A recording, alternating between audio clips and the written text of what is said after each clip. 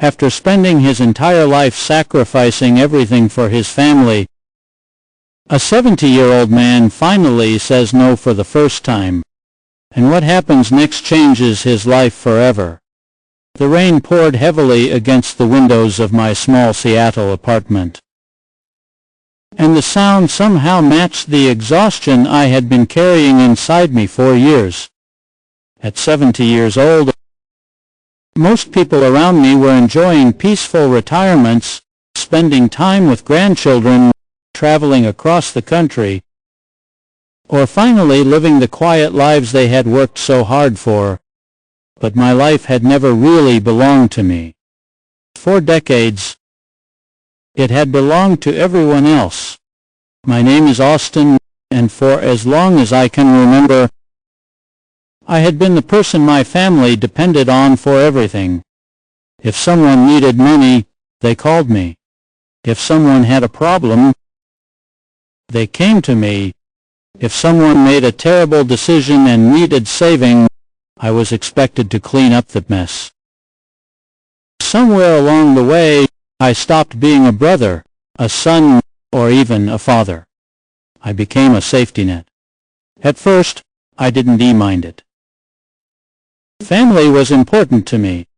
I believed helping the people you love was simply what good men do. When my younger brother Chris struggled to pay his rent years ago, I covered it without hesitation. When my sister Chancey wanted to move to New Jersey for a fresh start, but couldn't afford the expenses, I took days off work and drove across states to help her settle in. I never complained. I told myself that one day, if I ever needed help, my family would be there for me too. But life has a cruel way of revealing the truth slowly. Every year, the requests became bigger. A broken car turned into unpaid loans. A small favor turned into months of financial support. Family emergencies became routine. I worked longer hours, skipped vacations, and ignored my own health just to keep everyone else comfortable.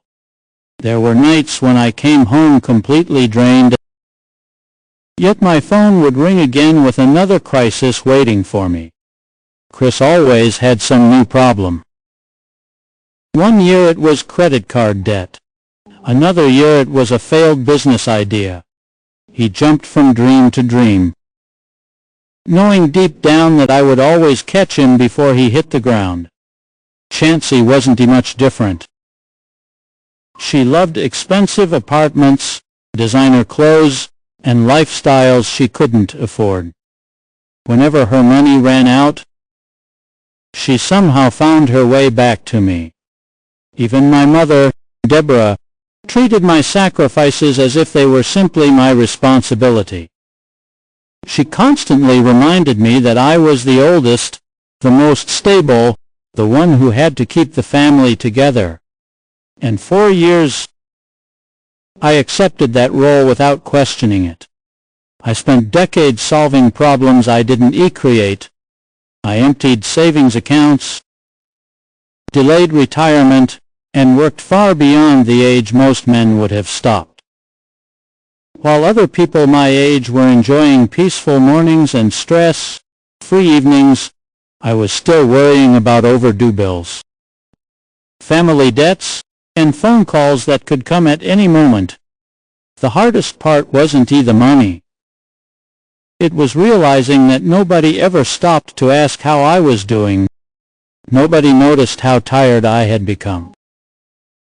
Nobody cared that my back hurt after long work days, or that the stress kept me awake most nights. As long as I kept helping, everyone was happy. And maybe that was the biggest mistake I ever made. I taught them that no matter how much they took from me, I would continue giving. As the years passed, the weight of my family's expectations grew heavier on my shoulders. What once felt like simple acts of love slowly turned into obligations I could never escape from. Every time I solved one problem, another appeared waiting for me. It was as if my entire existence had become tied to fixing the lives of other people, while my own life quietly slipped away in the background. I still remember the winter I drove through heavy snow from Washington to Oregon, because Chris called me in the middle of the night saying his car had broken down and he couldn't afford the repairs. I had work the next morning.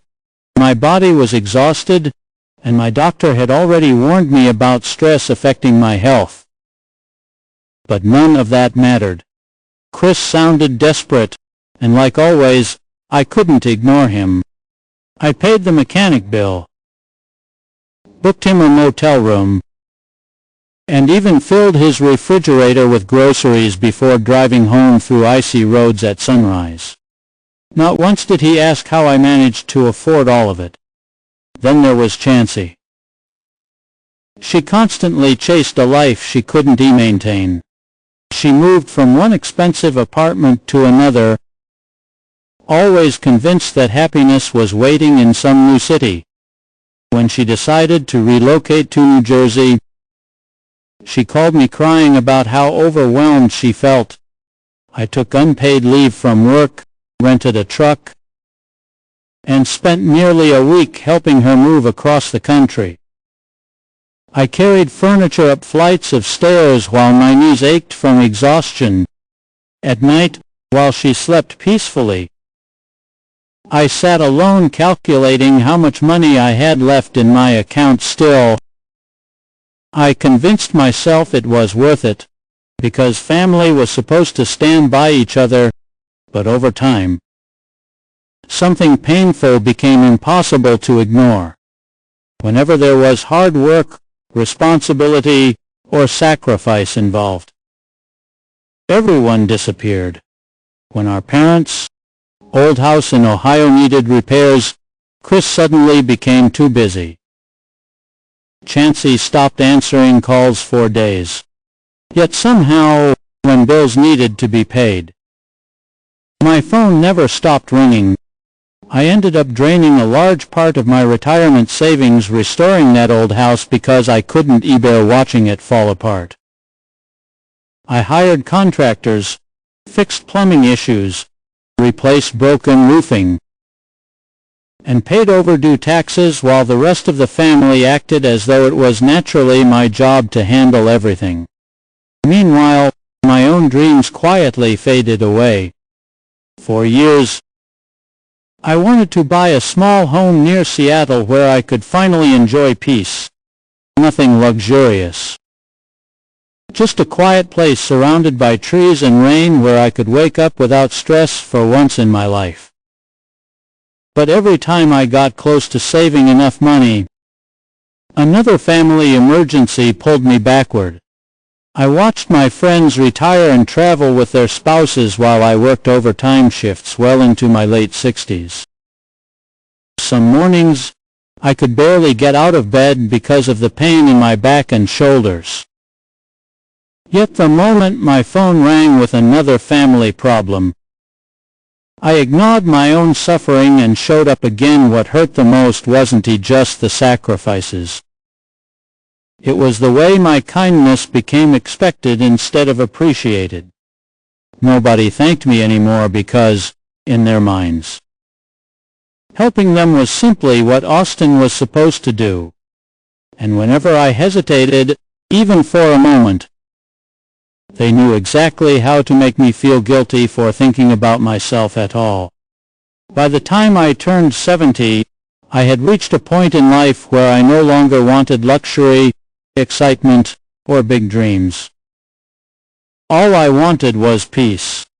After decades of working non-stop and carrying the financial weight of my family, I had finally started saving enough money to buy a small retirement home in a quiet part of Seattle. It wasn't a mansion or anything impressive, just a modest house surrounded by tall trees and silence. A place where I could spend the rest of my years without stress constantly hanging over my head. For the first time in decades, I allowed myself to feel hopeful. Every paycheck I earned went carefully into savings. I stopped eating out, avoided unnecessary spending, and worked extra hours whenever I could. I imagined sitting near the window on rainy mornings with a cup of coffee, finally free from everyone else's problems.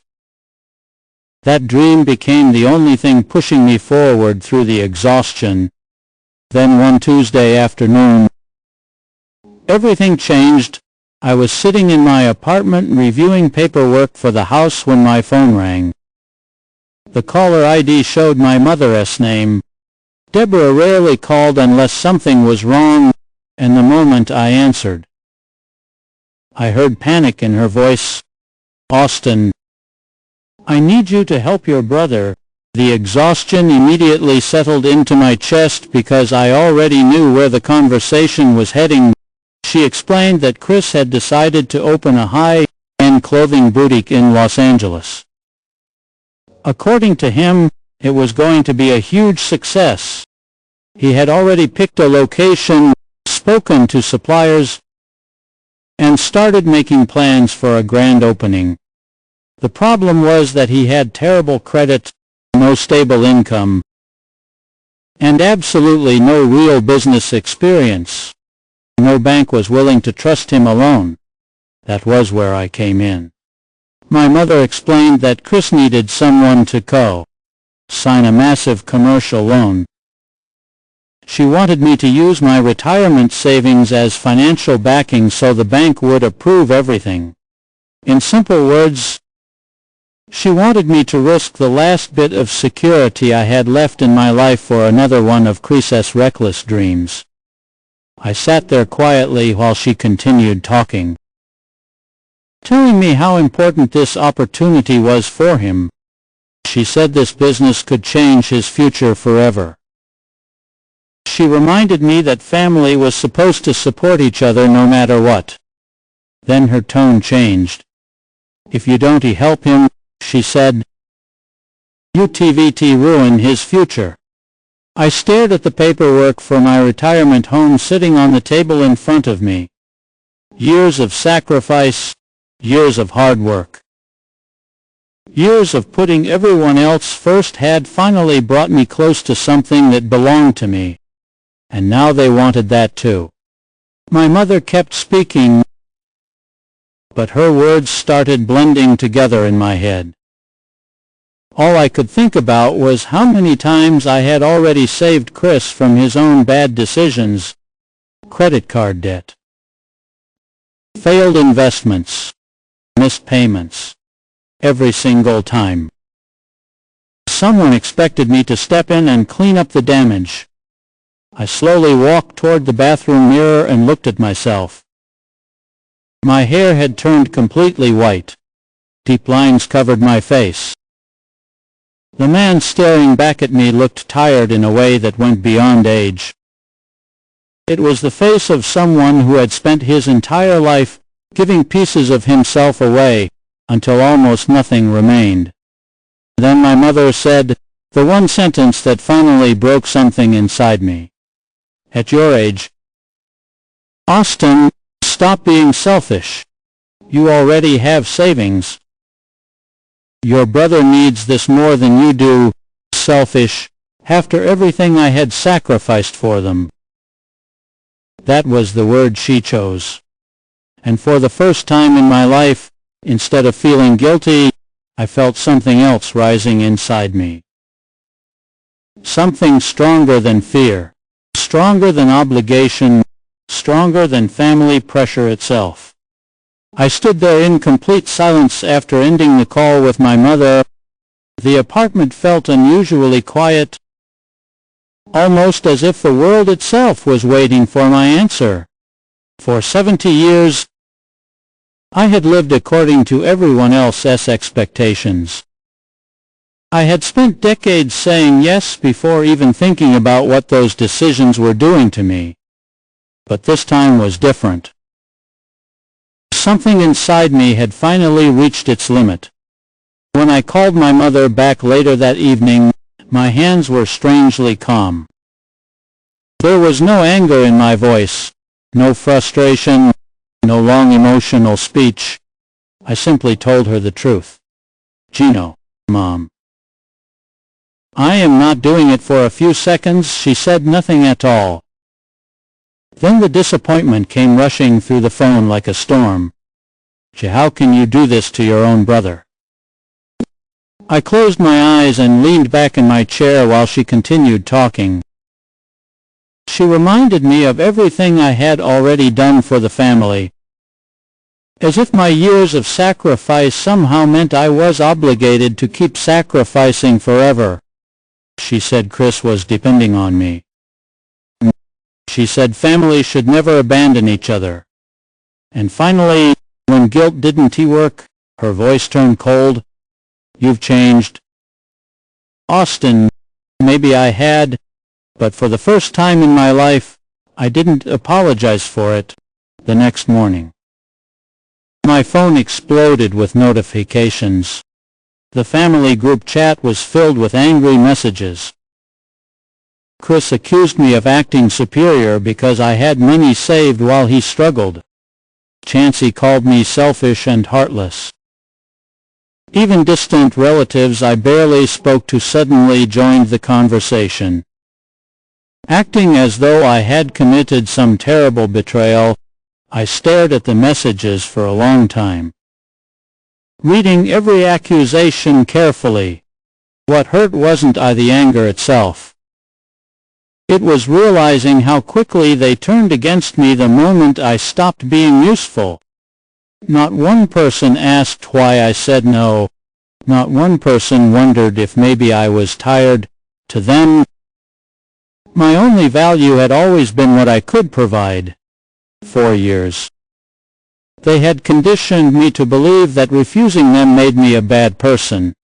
Normally, I would have panicked by then. I would have rushed to fix everything, sending apologetic texts and offering compromises just to restore peace. But this time, I did something none of them expected. I stayed silent. I stopped replying to messages completely. Hours passed, then days. The angry texts kept coming, but I ignored every single one.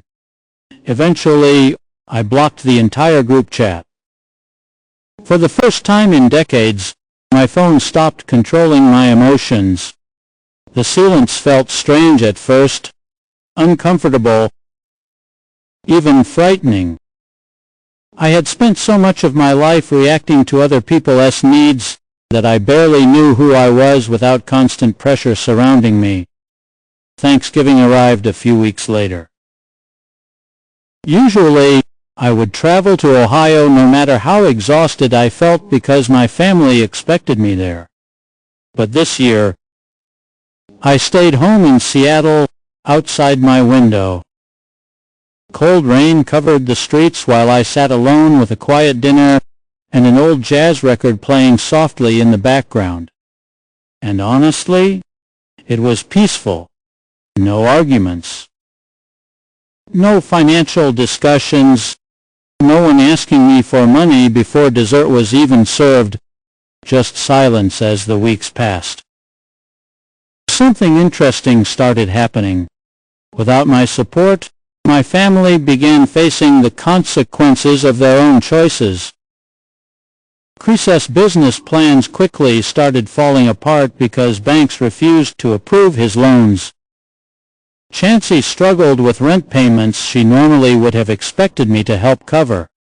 Suddenly, the people who once acted independent and confident seemed completely lost without someone rescuing them.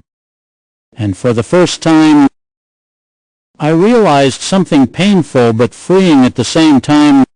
They had never learned responsibility because I had spent my entire life protecting them from it. 2 months passed without a single meaningful conversation with my family. At first, the silence felt unnatural.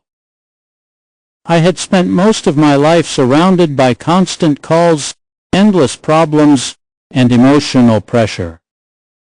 Every day used to begin with stress and end with exhaustion, but slowly, something inside me started changing.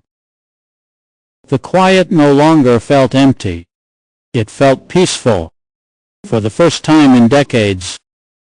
My mornings belonged to me. I would wake up early in my new Seattle home and sit near the living room window with a cup of coffee while the rain fell softly outside. Tall trees swayed gently in the cold wind, and the world felt slower somehow. There were no urgent phone calls demanding money. No guilt-filled messages waiting on my screen. No family emergencies pulling me into chaos that had nothing to do with me. Just peace, and the strange thing was, the more distance I created between myself and my family, the clearer everything became.